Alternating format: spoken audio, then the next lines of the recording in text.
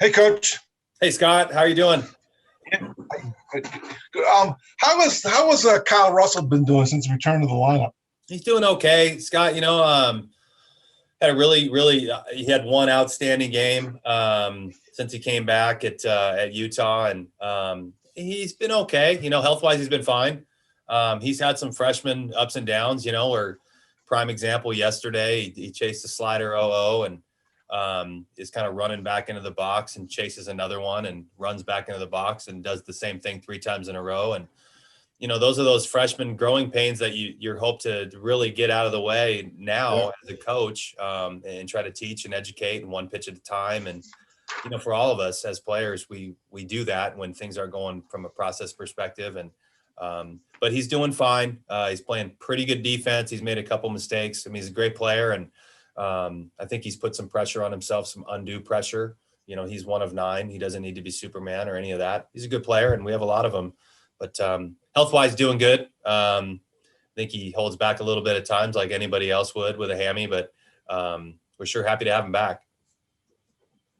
Is he sort of trying to make up for lost time since he missed so many games? I mean, psychologically trying to say, "Hey, I gotta do so well because I missed all this time." I think there might be a little bit of part of that. I think too, Scott. A lot of our kids, whether it be you're a junior and you're a junior college transfer or that freshman, but so many players at any college or Division I level, when you come in, you've never experienced any version of failure. And if you go for 0 for 8 or you give up a few hits on the mound, all of a sudden you panic. You've never experienced that. And I think Kyle probably is experiencing some of that. We'll certainly have a conversation with him today around the cage, but you can see it at times with a lot of those kids, the stress and the worrying about not succeeding. And I think he maybe has encountered some of that, particularly because he came out of the gates and was 417 opening weekend and made some unbelievable defensive plays. And I think him, most importantly, expected to just come back and do that. And I think he's learning that, particularly where we are in our schedule, Pac-12, and then the opponents that we're going to be playing now midweek, pretty good baseball. So, you got to get to process one pitch at a time.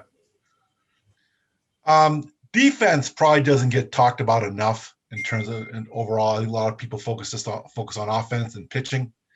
I see from the stats, you've got 32 errors in 28 games. I put a little over an error a game. I mean, is that about where you want to be, or are you looking for even better defense for the team's played so far?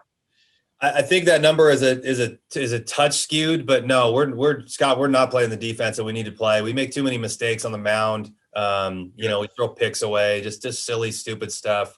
We've had a few outfield errors where guys pick up their head, and a lot of times I just think I think if you're a fan too, or Scott, if you look at the stats, which I know you do, we've seen a spike in errors, as we started Pac-12 play. Okay. And that's not by mistake, or that's not by us getting sloppy.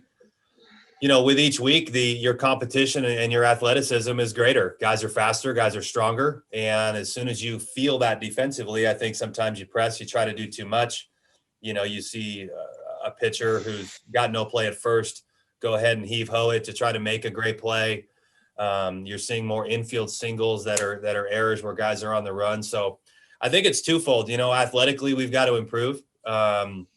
We've got to be faster. We've got to have better arms just in terms of on the field. But I think we've also got to do a better job of just trying to maintain and understand it is what it is. If you got a burner going first to third and you're in center field, then throw the ball to second base instead of picking up your head. And we've had a few of those of late. So we're disappointed in our defense. We practice it, we get after it. But I think we've pressed, to be quite honest, and gotten outside of just the process of the simple stuff: catch the ball, stay underneath the ball, see the ball, all those little things. But of late, we've made too many mistakes, and they've really cost us. What's the scouting report in Arizona? Obviously, a program that's won a lot. They won a couple of national championships. I think they went to the national championship series a couple of years ago. What's the scouting report on this current Arizona team? It's probably the most talented team in the league, just in terms of athleticism, offense, and then balance on the mound. Arizona State was extremely athletic with team speed, and they had some strength in the middle. Oregon State was extremely, they had tons of arms and obviously really athletic. But And then you had Stanford just with real strength. So with Arizona, their scouting report, Scott, is they're very balanced offensively. You know, if you look at them, they're hitting their on-base percentage is 390 in Pac-12 play. You know, it's 430 overall. But they're left and right, they're balanced. They always hit. I've coached against Jay for a long time, going back to New Mexico State, and we're both the University of San Diego guys, and does a great job with the offense. They'll have a two-strike approach. They'll put the ball in play. They'll use the whole field.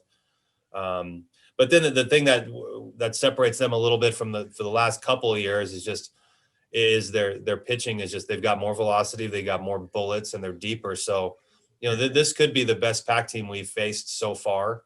So we're going to have to do a really good job putting the ball in play and minimizing mistakes and seeing if we can get our guys to go along in terms of our starting guys. But it's a good club. They're really balanced.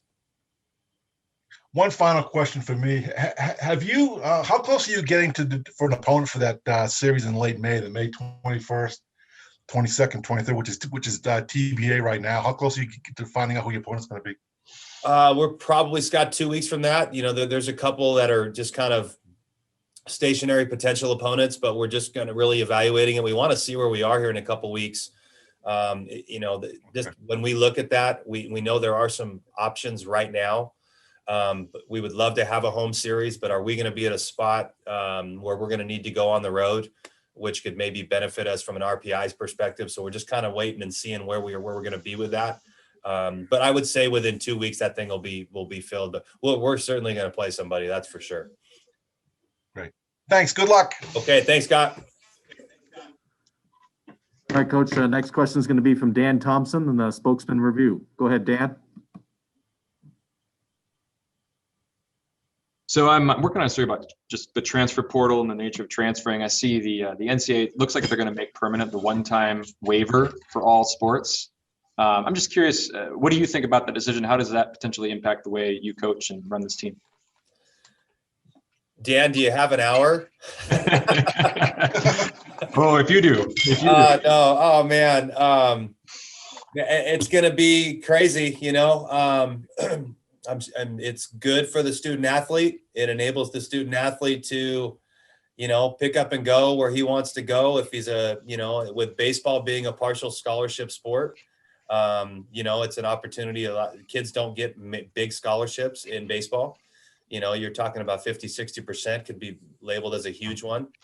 It gives kids the opportunity who are at mid-majors, who are experienced, to potentially go up a level. So from the student athlete's perspective, I think it's, you know, obviously a positive for them. It gives them options and opportunities. Unfortunately, you know, on the coaching side of things, I think there's some things that you're going to see happening, but, you know, it's going to be pretty crazy. Kids are going to be leaving. We'll see what happens with interconference rules, but it looks like you're going to be able to go conference to conference. So from a competitive standpoint and from a emotional standpoint, I think you're going to see some really, really heated things potentially happen. I hope that doesn't happen.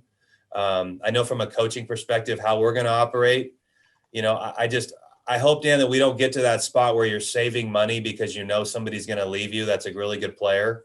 That's a junior, and you're going to have to go replace him, and you go replace him with another transfer. I'd really not like to walk down that road, but I think many coaches fear that's a potential from the coaching perspective. But again, you know, everything is about student athlete and their development and their wellness, and it's good for them. It's going to make our jobs harder.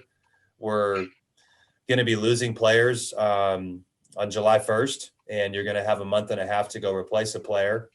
It's going to give freshmen an opportunity to play. But you're also going to have to, at a Power 5 level, if you're young, you're not going to be successful. You know, you have to be old, you have to be physical, you have to be strong. So I think you're going to see a lot of you know, things going downward and people being able to transfer upwards. So I think there's a lot of factors in it, and then I think it's going to really change the landscape of how many of us coach, unfortunately. But I'm keeping my fingers crossed that that's not the case. Just one follow-up. Are there safeguards or things in place that you wish were in place to maybe make the system seemingly more fair for the institution? You know, just to kind of balance it out. Is there something that you wish the NCAA would do? I wish the date would be moved up sooner. The landscape of college baseball, they always jumble us baseball with the other spring sports. We're different. And I wish they would give the college coach and the player too, that July is what is on the table right now. I would love to see that be June or even before, but obviously June is when our seasons would end. Seasons are going to end, potentially mid-May, late May. And then we're going to wait until July 1st so the kids can go out into summer baseball and where things can happen. I would love to, for both all programs, all parties involved, I'd love to see June 1 maybe as the date. I know there's going to be safeguards with regards to, people communicating and third party and interference and things like that. But it certainly is good for the kids. I just wish they would move it up for the coaches to give us an opportunity to at least catch up or catch our breath if you lose a thunderbolt or if something happens crazy in July. It's pretty tough to make a move there from July to August. So I would love to have it be in June. That would be a nice safeguard to see. Not sure if that's going to happen though. Sure. Thanks, Brian. Appreciate it. Yeah, Dan, thanks. Any other questions for Coach? All right, two final things, Coach. We wanted to cover last night, Tuesday night, kind of a very tough situation for your ball club and obviously Gonzaga. You approached Gonzaga just about calling the game that both teams weren't in any the right mind frame to finish that game. How did your club handle last night against Gonzaga in a tough situation, a guy getting hurt? They handled it with a lot of class, and I just say that, Bobby, after the game. I saw a lot of the kids on social media sending out, the prayers and best wishes, and our administration did the same to the Lund family and to Gonzaga baseball, and that's how we want to operate here. So that made me feel really good. It made me feel good. It made us feel good to offer that up to Coach Mack. It was a horrible situation. It was a pretty gruesome injury, and it's the sixth inning and the game had gotten away from us. We had a really poor outing defensively and on the mound, and the game is separated and there's no need to talk about a game halt. Let's show the most class, integrity, respect that we can to the Lund family and the Gonzaga baseball and to let them go, take care of their fallen soldier in a sense. So we just all fell for each other, and it was one of those things where you're always reminded in our sport or in life at some point something happens, case in point with my father. And, you realize we're so lucky. And from a perspective standpoint, I think everybody at that point yesterday said, we're lucky to be college baseball players. We're lucky to be here. And let's put all of our faith and focus on that young man over there and take care of him. So that's where we were. And we felt really good about it. I know our team was really supportive of that. And we wish Gonzaga and the Lund family all the best. And I got a text from Coach Mack this morning. It sounds like surgery today, and we just wish him the best. But it was brutal, and it was one of those things where it's like baseball does not even matter at this point. It's about being a human being and the family of college baseball. So it was a strange day, But we'll get back to work today with practice and get ready for Arizona, and at the same time still think about Gonzaga a little bit. And finally, let's look back. We got to talk to you a little bit after the series clinching win on Sunday, but big momentum. You got to see a lot of young pitchers stepped up for you on Sunday. That series clinching win at Utah, the Cougs' first road Pac-12 win since 2017 series win. Excuse me. How do you want to carry that momentum over into facing a good Arizona team this weekend at home? Bobby, I think to answer, yeah, it was great. We won our first series and we've had some firsts this year, but the first conference road series win since 17, that was a real positive, and it was our first conference win in series win since 2018 for the program. So, and I love to remind our guys of that, just in terms of, hey man, we haven't done it in a little bit. So we're chasing and we're climbing and we're trying to get better. And let's acknowledge and evaluate, the first win, the first conference road win in Corvallis. Let's acknowledge that it's the first time beating Stanford in 13 tries because we haven't done it. And so every time you do it, that's a step and a confidence build. So I just hope, Bobby, as we move into the Arizona weekend, which is going to be a really good club, that we're not playing Arizona, we're playing against the game. And with each week, we have increased belief and we have an increased understanding that if we play good baseball, that we can beat anybody because it's baseball. And it's not about Washington State. It's not about Arizona. It's about baseball. And it's about throwing strikes and playing good defense and being smart and running the bases effectively and efficiently and aggressively and having quality at bats. And at the end of the day, it's about the one guy on the mound versus the 9 guys and the attitude in the box. And that's why you see, a number 1 team get beat on a midweek, and it's college baseball, and it's what makes the game so great. So for us, let's keep building on, the successes that we've had. We're 16-12 past the midway point of the season. That's a positive. We've been in a lot of conference games. We're 4-8 currently, but we've had the lead in 2, maybe 3 times in the 7th or 8th inning in conference play. So there's some things there that say, let's put our gloves up and go to work. But just get back to the process and maintain belief, but also take some of the things that have happened positively for us and allow that to give us increased confidence that we can compete at a high level here, and that we start to expect and believe to do that now. So last week was a great weekend for us. Really scary in the 9th for us after a brutal Saturday. That was scary and didn't go our way. It gets scary again, and we just hope that our guys understand that they're all scary if you look at it that way, or they're also just, that's college baseball, and the tying run is going to be at the plate in the 9th, whether you're at the plate or on defense, and welcome to it, embrace it, love it. And it's fun to be in those environments.